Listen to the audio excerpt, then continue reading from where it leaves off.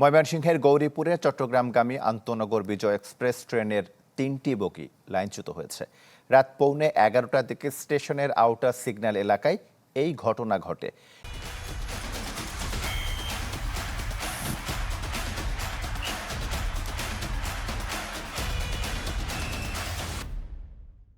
এতে বন্ধ রয়েছে ময়মনসিংহের সাথে চট্টগ্রামের রেল যোগাযোগ। তবে এ ঘটনায় কোনো হতাহতের খবর পাওয়া যায়নি।